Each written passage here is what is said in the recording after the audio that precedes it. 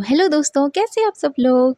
तो दोस्तों, आज जो मैं अपनी रिएक्शन वीडियो लाई हूँ वो मैं एक नई तरीके से आप सबके सामने प्रस्तुत करना चाहती हूँ और चाहती हूँ कि आप इसको ज़्यादा से ज़्यादा शेयर करें, क्योंकि मुझे लगता है कि हम सबको इसकी बहुत ज़रूरत है। तो चलिए, कहानी के माध्यम से मैं आज अपना रिएक्शन शुरू करने वाली हूँ। तो चलिए शुरू करते हैं आज का रिएक्शन। आज की मेरी जो कहानी है उस कहानी का नाम है मधु की खामोश दुनिया। कहानी के सारे पात्र काल्पनिक हैं, इनके रियल लाइफ से कोई लेना देना नहीं है। मेरा उद्देश्य बस इतना है कि मैं इस कहानी के माध्यम से अपनी एक बात आप तक पहुंचाना चाहती हूं और चाहती हूं कि आप मेरे इस मैसेज को ज़्यादा से ज़्यादा शेयर करें। तो चलिए शुरू करते हैं आज की कहानी।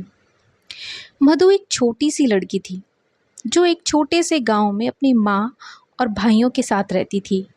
वह इकलौती बेटी थी अपने माँ बाप की, लेकिन कभी किसी रानी जैसा जीवन उसने व्यतीत नहीं किया और ना ही वो उसका कभी सपना रहा। उसके तो खुद के भी सपने नहीं थे, ना ही कभी उसने खुद के लिए कभी कोई सपना देखा।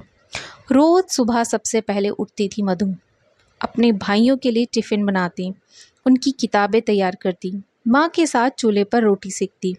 उसके भाई स्कूल जाते, पढ़ते, खेलते, सपने देखते और मधु घर संभालती। एक दिन झाड़ू पोछा करते वक्त उसका हाथ अपने भाई के स्कूल बैग से टकरा गया। क्यूरियस होकर उसने बैग खोला और अंदर से निकल आई एक रंगीन किताब। उसके छोटे छोटे हाथों में वो किताब ऐसे लग रही थी जैसे वो किसी खजाने से कम नहीं थी। हर एक पिक्चर को वो ऐसे देखती जैसे उसमें उसकी खुद की दुनिया हो। लेकिन उसकी माँ की नज़र पड़ गई। ये तेरे काम की चीज़ नहीं, तुझे तो घर का काम करना है, स्कूल की नहीं। तुझे स्कूल की क्या ज़रूरत, चल। मधु ने चुपचाप वो किताब वापस रख दी। अगले दिन उसके भाइयों के लिए नए कपड़े आए, नए शूज़, नई पैंट्स, नई शर्ट्स। मधु ने खुश होकर वो देखा। लेकिन तू क्या करेगी इन सब का? तेरे तो शादी के बाद सिर्फ घूंघट में ही रहना है तुझे तो। अपना चेहरा भी किसी को मत दिखाना, माँ ने कहा। मधु सिर्फ देखती रही। ना उसके पास शिक्षा थी, ना सपने, ना अपने मन से कुछ करने की आज़ादी थी।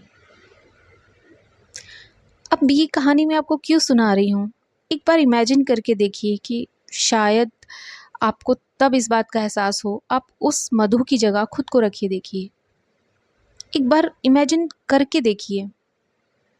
अब ज़रा सोचिए, अगर आपके हाथों से आपका मोबाइल छीन लिया जाए, आपको पढ़ने लिखने, पहनने बोलने की भी आज़ादी ना मिले, तो कैसा लगेगा?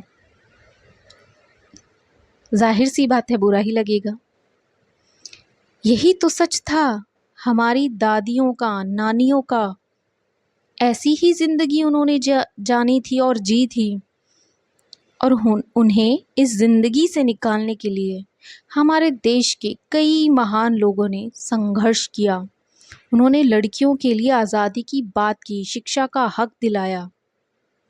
लेकिन आज जब हमें सब कुछ मिल गया है, शिक्षा का हक, अपने मन से बोलने का अधिकार, अपने पैरों पर खड़े होने का अधिकार हर चीज़ का हमें मिल गया है, पुरुष से बराबरी करने का अधिकार, तो हम क्या कर रहे हैं?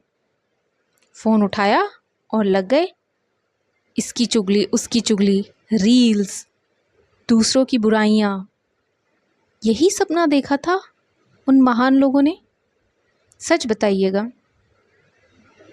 तो मेरी सभी बहनों और भाइयों, दोस्तों, आप लोगों से यही कहना चाहती हूँ, please focus on your studies, focus on your skills. ज़िंदगी सिर्फ देखने और दिखाने के लिए नहीं है, कुछ बनने के लिए है, कुछ करने के लिए है। मधु जैसी हज़ारों बच्चियाँ आज भी, जी हाँ, आज भी 2025 हो चुका है, आज भी इंतज़ार में है सिर्फ एक मौके के। अगर आपके पास वो मौका है तो उसे गवाइए मत, क्योंकि शिक्षा सिर्फ एक हक नहीं, एक जिम्मेदारी भी है। और आप ही सोचिए, आप ये सोशल मीडिया जो हमें एक प्लेटफॉर्म मिला है, इसके ज़रिए हम किसको क्या सीख दे रहे हैं, आपने कभी सोचा है? आज हम में से काफ़ी महिलाएं, ज़्यादातर महिलाएं पढ़ी लिखी हैं, पर वो क्या कर रही हैं अपनी पढ़ाई लिखाई का? डिग्रियां अलमारी में रखी हुई हैं, क्या यूज़ है उनका? कुछ नहीं तो कम से कम अपने ही घरों में अपने पैरों पे आप खड़े होकर छोटे छोटे बच्चों को ट्यूशन दे सकती हैं। पहले के ज़माने में स्त्रियां क्या करती थी, लड़कियां क्या करती, सिलाई कढ़ाई बुनाई सीखती थी। आजकल क्या, कहाँ गए वो सारे चीज़ें? मैं ये नहीं कह रही हूँ कि पुराने दौर में लौट आइए, बट पहले ज़माने में भी लोग यही सोचा करते थे कि लड़की कुछ नहीं होगा तो लड़की अपनी सिलाई कढ़ाई से कुछ घर खर्चा चला लेगी, कमा लेगी, 4 पैसे ले आएगी। और इससे क्या होता था, आप दूसरे को खुशी देते थे, आप किसी का कपड़ा सिल देते तो उसके चेहरे पे मुस्कुराहट होती थी, वो आपको आपकी मेहनत का पैसा देते थे। आज तो बस आपने फ़ोन उठाया, 2-4 रील्स बनाई, उसके सामने नाच लिया, गा लिया, बस हो गया। नाचना गाना बुरी बात नहीं है, आप गाइए अगर आपकी आवाज़ अच्छी है, आप सिखाइए, रियाज़ कीजिए, फ़ोकस कीजिए, क्या स्किल है आपकी? 2-4 स्टेप्स आपने कहीं से देख लिए और कर लिए और हो गया आपका। आप खुद से अपने स्टेप्स क्रिएट कीजिए, आप डांसिंग सिखाइए बच्चों को, इसमें कोई बुरी बात नहीं है। बट आपको यहाँ पे आके सिर्फ कॉपी ही करनी है। वो मैं मानती हूँ कि आप लोगों की किस्मत अच्छी कि आपको इतने लोग देखने वाले बैठे हैं, हम जैसे लोगों तो कोई सुनता भी नहीं है, इग्नोर डाल देते हैं। लेकिन मेरा तो यही उद्देश्य होता है कि मेरी हर एक वीडियो से आप लोगों तक मैं एक अच्छी और पॉजिटिव बात ही पहुंचा सकूं। और मैं उन सब इन्फ्लुएंसर्स, क्रिएटर्स, जो अपने आप को सो कॉल्ड इन्फ्लुएंसर्स कहते हैं, क्रिएटर्स कहते हैं, यूट्यूबर्स कहते हैं, उन सब से यही रिक्वेस्ट रहती है हमेशा कि प्लीज़ अपनी वीडियो में किसी को कुछ सिखाइए, ऐसी स्किल दीजिए। हमारे पास बहुत अपॉर्चुनिटीज़ हैं, सोशल मीडिया है हमारे पास, हम रातों रात फेमस नहीं होना चाहते, मेहनत लगन से जुटे रहिए, करते रहिए अपने जो करना है।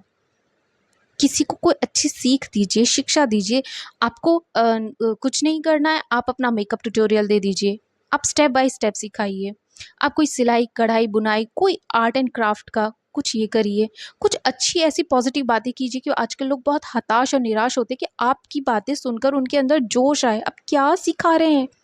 इसकी चुगली, उसकी चुगली, उसने ऐसे किया, उसने ऐसे किया, उसका पति ले गई, उसका घर तोड़ दिया, और वो उसके साथ ऐसे नहीं रह रही। क्या क्या सीख रहे हैं हम? सारी नेगेटिविटी ना हमारे ही अंदर आ रही है और इससे कहीं ना कहीं हम भी इफ़ेक्ट होते हैं।